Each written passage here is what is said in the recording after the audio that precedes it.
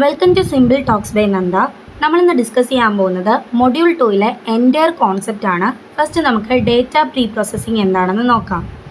Raw ഡേറ്റയെ നമുക്ക് understandable ആയിട്ടുള്ള ഫോർമാറ്റിലോട്ട് ട്രാൻസ്ഫോം ചെയ്യുന്ന പ്രോസസ്സിനെയാണ് നമ്മൾ എന്ത് വിളിക്കുന്നത്?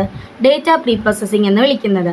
The process of transforming raw data into an understandable format is called data pre processing. ഇതിൽ മെയിനായിട്ട് 4 ടാസ്കുകളാണ് വരുന്നത്. ഡേറ്റ ക്ലീനിങ് ഉണ്ട്, data integration, data reduction, data transformation. First ടാസ്ക്കാണ് ഡേറ്റ ക്ലീനിങ് എന്ന് പറയുന്നത്. ഡേറ്റ ക്ലീനിങ്ങിൽ എന്താ ചെയ്യണമെന്ന് വെച്ചാൽ ഇൻകറക്റ്റ്, ഇൻകംപ്ലീറ്റ്, ഇൻആക്യുറേറ്റ് ഇങ്ങനെയുള്ള ഡേറ്റേനെയൊക്കെ എന്ത് ചെയ്യുന്നു? റിമൂവ് ചെയ്യുന്ന പ്രോസസ്സാണ് ഡേറ്റ ക്ലീനിങ് എന്ന് പറയുന്നത്. അതുപോലെ തന്നെ മിസ്സിംഗ് ഡേറ്റ ഉണ്ടെങ്കിൽ അതിനെ റീപ്ലേസ് ചെയ്യുകയും കൂടെ ചെയ്യുന്നുണ്ട്. ഈ ഒരു പടം വരയ്ക്കുക. ഡേർട്ടായിട്ടിരിക്കുന്ന ഒരു റോ ഡേറ്റേനെ ക്ലീൻഡ് ആയിട്ടുള്ള വെർഷനാക്കി വരച്ചു കൊടുക്കുക.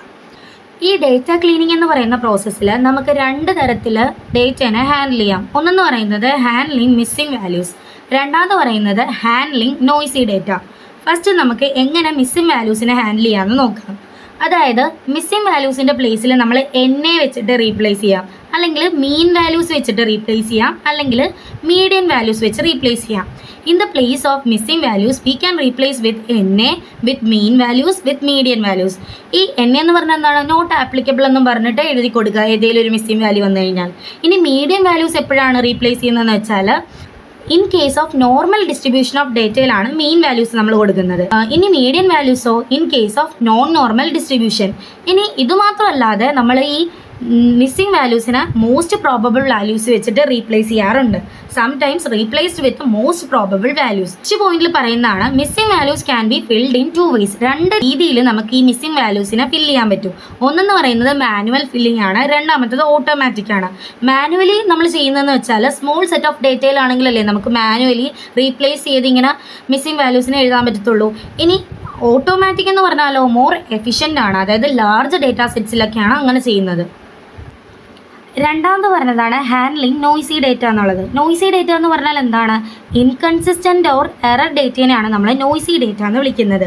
ഈ നോയ്സി ഡേറ്റേനെ ഹാൻഡിൽ ചെയ്യാൻ 3 മെത്തേഡുകളാണുള്ളത്. ഒന്നാമത്തെ മെത്തേഡ് എന്ന് പറയുന്നത് ബിന്നിങ് ആണ്, രണ്ടാമത്തെ മെത്തേഡ് റിഗ്രഷൻ, മൂന്നാമത്തെ മെത്തേഡ് ക്ലസ്റ്ററിങ്. ബിന്നിങ് എന്ന് പറഞ്ഞാൽ എന്താണ്? ഫസ്റ്റ് ഡേറ്റേനെ നമ്മൾ സോർട്ട് ചെയ്യും.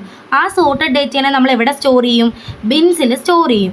ഈ ബിൻസിലേക്ക് ഈ സോർട്ടഡ് ഡേറ്റേനെ സ്റ്റോർ ചെയ്യാൻ വേണ്ടിയിട്ട് പിന്നെയും 3 മെത്തേഡ് വരുന്നുണ്ട്. അതാണ് ഈ 3 മെത്തേഡ് എന്ന് പറയുന്നത്. Smoothing by bin mean, smoothing by bin median, smoothing by bin boundary.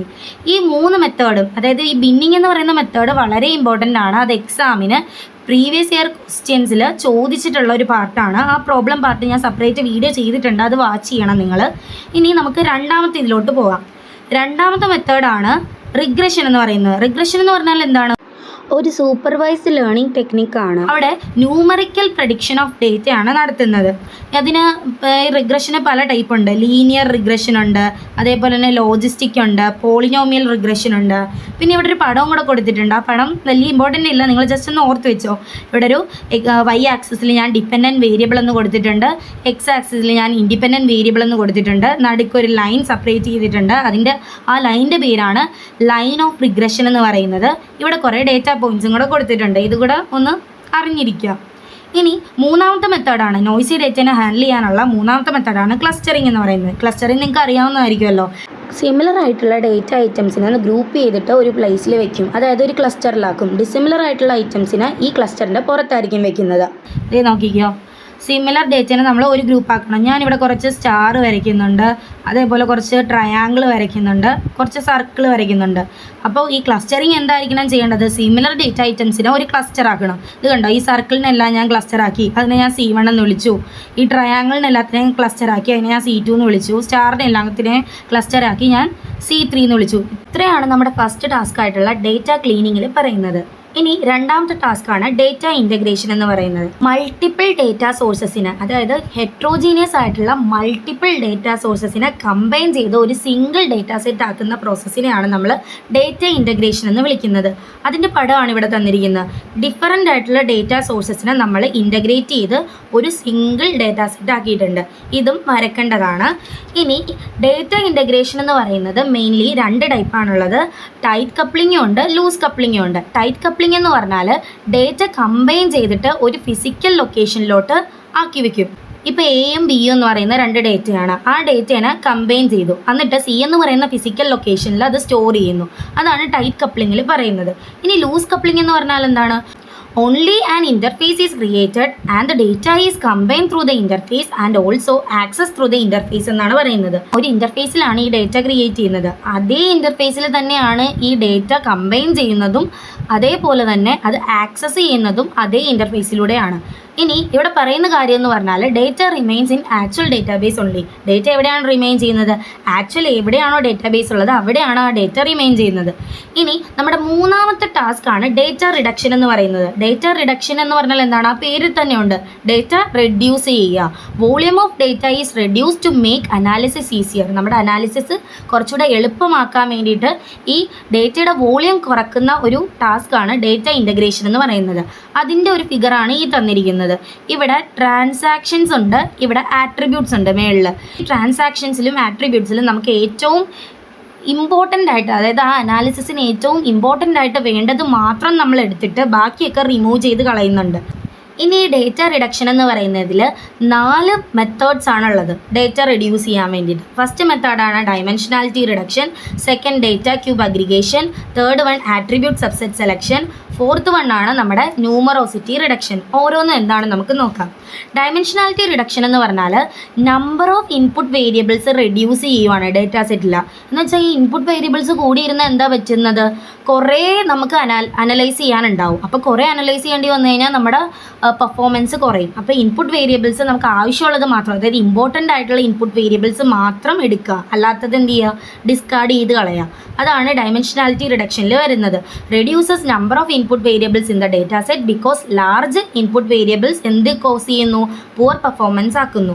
ഇനി രണ്ടാമത്തെ മെത്തേഡാണ് ഡേറ്റ ക്യൂബ് അഗ്രിഗേഷൻ എന്ന് പറയുന്നത്. Data is combine to construct a data cube. Data combine ചെയ്ത് ഒരു ഡേറ്റ ക്യൂബ് കൺസ്ട്രക്ട് ചെയ്യുവാണ്. ഇതെന്ന് പറയുമ്പോഴത്തേക്കും റിഡൻഡൻറ്റും അതേപോലെ തന്നെ നോയ്സി ഡേറ്റനെ റിമൂവ് ചെയ്യുന്നു. എന്ത്? ഈ ഡേറ്റ ക്യൂബ് അഗ്രിഗേഷൻ എന്ന് പറയുന്ന സംഭവം.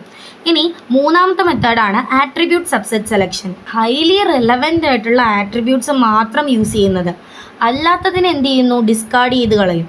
അങ്ങനെ ചെയ്യുമ്പോഴത്തേക്ക് എന്ത് പറ്റുന്നു? ഡേറ്റ റെഡ്യൂസ് ചെയ്യുന്നു. അതാണ് ആട്രിബ്യൂട്ട് സബ്സെറ്റ് സെലക്ഷൻ എന്ന് പറഞ്ഞാൽ. ഇനി ന്യൂമറോസിറ്റി റിഡക്ഷൻ എന്ന് പറഞ്ഞാൽ എന്താണ്? Here we store only model of data instead of entire data. Entire data store ചെയ്യുന്നതിന് പകരം ആ ഡേറ്റയുടെ മോഡൽ മാത്രം സ്റ്റോർ ചെയ്യുന്നു. അതാണ് ന്യൂമറോസിറ്റി റിഡക്ഷൻ എന്ന് പറയുന്നത്. ഇനി നാലാമത്തെ നമ്മുടെ ലാസ്റ്റ് ടാസ്ക് ആണ് ഡേറ്റ ട്രാൻസ്ഫോർമേഷൻ എന്ന് പറയുന്നത്. ഡേറ്റ ട്രാൻസ്ഫോർമേഷൻ എന്താ പറഞ്ഞാൽ എന്താണ്? Data is transformed into appropriate form suitable for mining process. നമ്മുടെ മൈനിങ് പ്രോസസ്സിന് എന്താണോ സ്യൂട്ടബിൾ ആയിട്ടുള്ള ഫോം, ആ ഫോമിലേക്ക് ഡേറ്റയെ ട്രാൻസ്ഫോം ചെയ്യുവാണ്. ഇവിടെ ദേ നോക്കിക്കേ, ഗിവൺ ഡേറ്റ നമുക്ക് തന്നിരിക്കുന്ന ഡേറ്റ എന്ന് പറഞ്ഞാൽ 2, 32, 100, 59, 48 ഈ ഒരു രീതിയിലാണ് നമുക്ക് ഡേറ്റ തന്നിരിക്കണം. ഈ തന്നിരിക്കുന്ന ഗിവൺ ഡേറ്റനെ 100 വെച്ച് ഡിവൈഡ് ചെയ്ത് എഴുതുക. 0.02 എന്നാവും, 0.32 എന്നാവും, അങ്ങനെ എഴുതി പോവുക. ജസ്റ്റ് ഈ ഒരു എക്സാമ്പിളും കൂടെ ഇതിൻ്റെ കൂടെ എഴുതണേ. ഇനി ഡേറ്റ ട്രാൻസ്ഫോർമേഷനിൽ 4 മെത്തേഡ്സ് ആണ് വരുന്നത്. എന്തൊക്കെയാണ് വരുന്നത്? നോർമലൈസേഷൻ ഉണ്ട്, ആട്രിബ്യൂട്ട് സെലക്ഷൻ ഉണ്ട്, ഡിസ്ക്രീറ്റൈസേഷൻ ഉണ്ട്, കോൺസെപ്റ്റ് ഹൈറാർക്കി ജനറേഷൻ ഉണ്ട്. നോർമലൈസേഷൻ എന്ന് പറഞ്ഞാൽ എന്താണ്? Done in order to scale the data values in specified range. ഒരു സ്പെസിഫൈഡ് റേഞ്ചിൽ ഡേറ്റ വാല്യൂസിനെ സ്കെയിൽ ചെയ്യാൻ വേണ്ടിയിട്ടാണ് നമ്മൾ നോർമലൈസേഷൻ ഉപയോഗിക്കുന്നത്. മെയിൻലി ഇതിൻ്റെ റേഞ്ച് എന്ന് പറയുന്നത് ചിലപ്പോൾ -1 to 1 റേഞ്ച് ചെയ്യാൻ ചോദിക്കും, അല്ലെങ്കിൽ 0 to 1 റേഞ്ച് ചെയ്യാൻ ചോദിക്കും. അതിലൊക്കെയാണ് നമ്മൾ ഈ നോർമലൈസേഷൻ ഉപയോഗിക്കുന്നത്. ഈ നോർമലൈസേഷൻ എന്ന് പറയുന്നത് ഇമ്പോർട്ടൻ്റ് ആണ്. ഇതിൻ്റെ പ്രോബ്ലമാണ് ചോദിക്കുന്നത്. ആ പ്രോബ്ലം പ്രീവിയസ് ഇയർ ക്വസ്റ്റ്യനിൽ ചോദിച്ചത് ഞാൻ ഓൾറെഡി വീഡിയോ ചെയ്തിട്ടുണ്ട്, അത് നിങ്ങൾ നോക്കണം. ഇനി ആട്രിബ്യൂട്ട് സെലക്ഷൻ എന്ന് പറഞ്ഞാൽ എന്താണ്?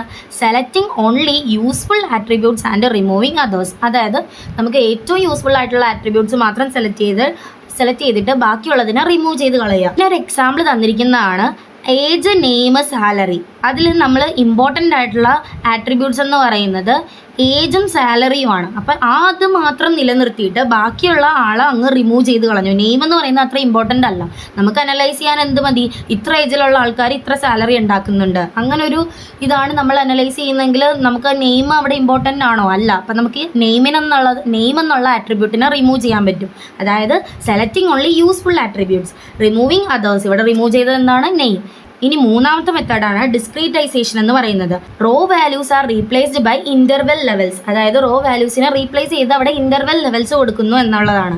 ഇത് ഇവിടെ എക്സാമ്പിൾ നോക്കിക്കേ, 10, 12, 13, 14, 21, 22, 34, 36 ഇങ്ങനെ ഞാൻ കുറച്ച് വാല്യൂസ് കൊടുത്തിട്ടുണ്ട്. ഈ റോ വാല്യൂവിനെ റീപ്ലേസ് ചെയ്തിട്ട് എനിക്ക് ഇൻ്റർവെൽ ലെവൽസ് ആക്കണം. ഇവിടെ നോക്കിയാൽ നമുക്ക് മനസ്സിലാവും ഇത് 10 to 40 വരെ കണ്ടിന്യൂസ് ആയിട്ട് വരുന്ന വാല്യൂസാണ്.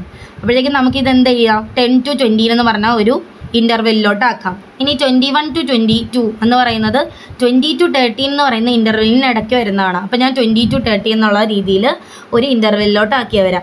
ഇപ്പോൾ ഇവരെ നോക്കിക്കേ, 34, 36 എന്ന് പറയുന്ന ഏതപ്പോൾ ഇൻ്റർവെല്ലിലാക്കാം, 30 to 40 എന്ന് പറയുന്ന ഇൻ്റർവെല്ലിലാക്കാമല്ലോ. ഇത്രയേ ഉള്ളൂ സിംപ്ലി ഡിസ്ക്രീറ്റൈസേഷൻ എന്ന് പറയുന്ന മെത്തേഡ്. ഇനി നമ്മുടെ ലാസ്റ്റ് മെത്തേഡ്, അതായത് കോൺസെപ്റ്റ് ഹൈറാർക്കി ജനറേഷൻ എന്ന് പറഞ്ഞാൽ attributes are converted from low level to high level. അതായത് ലോ ലെവലിൽ നിന്നും ഹൈ ലെവലിലേക്ക് ആട്രിബ്യൂട്ട്സിനെ കൺവേർട്ട് ചെയ്യുന്നതിനാണ് കോൺസെപ്റ്റ് ഹൈറാർക്കി ജനറേഷൻ എന്ന് പറഞ്ഞ് വിളിക്കുന്നത്. അതായത് ലോ ലെവൽ എന്ന് പറയുമ്പോൾ ഇപ്പോൾ സിറ്റിയിൽ നിന്നും കൺട്രി അങ്ങനെയൊക്കെ കൺവേർട്ട് ചെയ്യുന്നതിനാണ് നമ്മൾ കോൺസെപ്റ്റ് ഹൈറാർക്കി. ഇതിൻ്റെ ഡീറ്റെയിൽഡ് വീഡിയോ ഇട്ടിട്ടുണ്ട്. അതൊരു സിമ്പിൾ ടോപ്പിക്കാണ്, കുറച്ചേ ഉള്ളൂ. അതൊന്ന് ജസ്റ്റ് നിങ്ങളൊന്ന് വാച്ച് ചെയ്തേക്കൂ. ഇത്രയാണ് ബേസിക്കലി നമ്മുടെ മൊഡ്യൂൾ 2ൻ്റെ എൻറ്റയർ കോൺസെപ്റ്റ് എന്ന് പറയുന്നത്. ഇത്രയും മനസ്സിലാക്കി വെച്ചിട്ട് നിങ്ങൾക്ക് എങ്ങനെ വേണമെങ്കിലും എക്സാമിന് എഴുതാൻ പറ്റും. ഇപ്പോൾ ഓരോ ടേമും എന്താണെന്ന് നിങ്ങൾക്ക് മനസ്സിലായിട്ടുണ്ട്. ഇനി ഇതിൻ്റെ ഡീറ്റെയിൽഡ് വീഡിയോ വേണമെങ്കിൽ, അതായത് ഇപ്പോൾ ഈ എല്ലാ ടോപ്പിക്കും നമ്മൾ മൊഡ്യൂൾ 2 എല്ലാ ടോപ്പിക് ഹെഡിങ്സും കവർ ചെയ്ത് പോയിട്ടുണ്ട്. ഇനി അതിൽ ഡീപ്പായിട്ട് നിങ്ങൾക്ക് വല്ലതും അറിയാനുണ്ടെങ്കിൽ ആ ടോപ്പിക്ക് കമൻറ്റ് ചെയ്താൽ അതിനെക്കുറിച്ചുള്ള വീഡിയോ നെക്സ്റ്റ് ഇടാം.